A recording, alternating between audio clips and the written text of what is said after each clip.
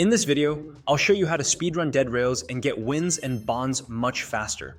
To start, you'll need the arsonist class, which costs 20 bonds from the tailor in the lobby. This class doubles fire damage and lets you spawn with 4 molotovs, which will be really useful for clearing towns later on.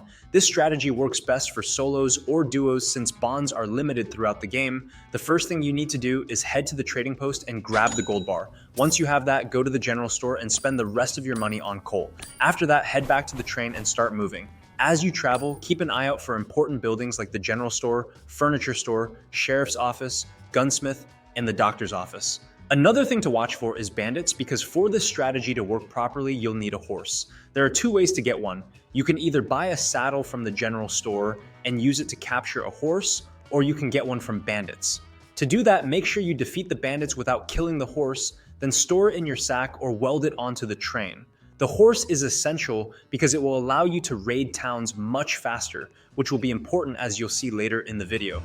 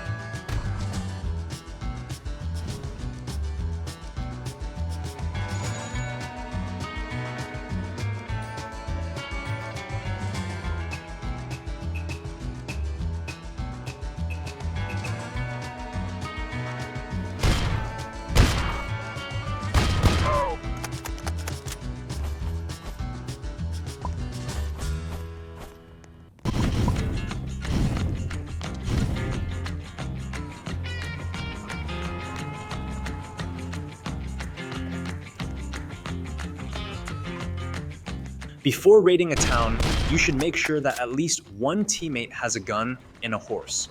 The goal here is to reach the end as fast as possible while still collecting plenty of bonds along the way. If you're not ready for a town yet, you can simply skip it and keep moving. Just make sure you're keeping an eye on your fuel and always keeping it as close to full as possible so that you don't get stranded.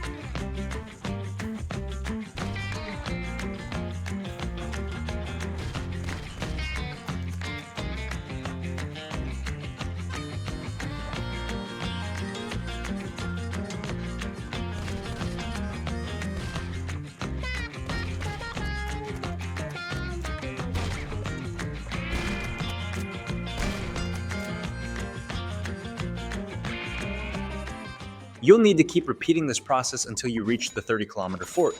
At this point, you'll need to start preparing for the castle, which is located just before the 40-kilometer fort. To get ready for this, one person in your team needs to buy about 5 bottles of snake oil. This will allow them to rush inside the castle, grab the vampire knife, and use it in combat. The vampire knife is extremely useful because it steals health from enemies, making it a great way to survive inside the castle. However, you need to be very careful. Werewolves hit much harder than normal enemies, and if multiple of them attack you at the same time, your health can drop dangerously fast. To deal with this, you should switch between your weapons and clear the castle as quickly as possible. Once you're done looting the castle, grab as much as you can carry and head back to the train.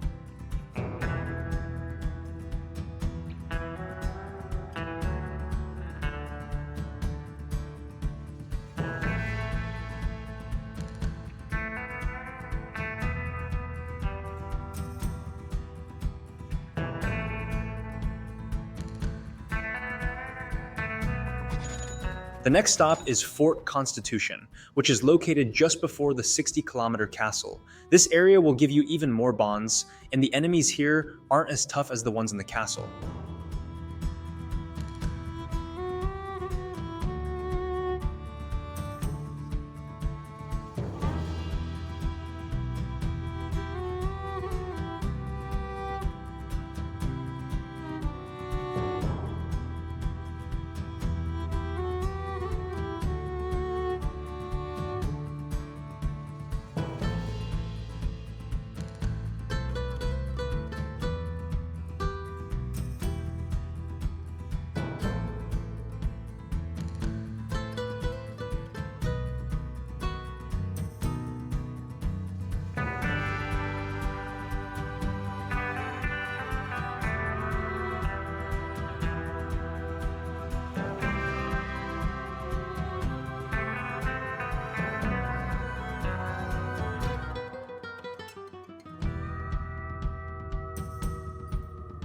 After you're done with Fort Constitution, it's time for the final battle at the bridge. The best way to handle this is to leave the 70-kilometer fort at around 9 p.m.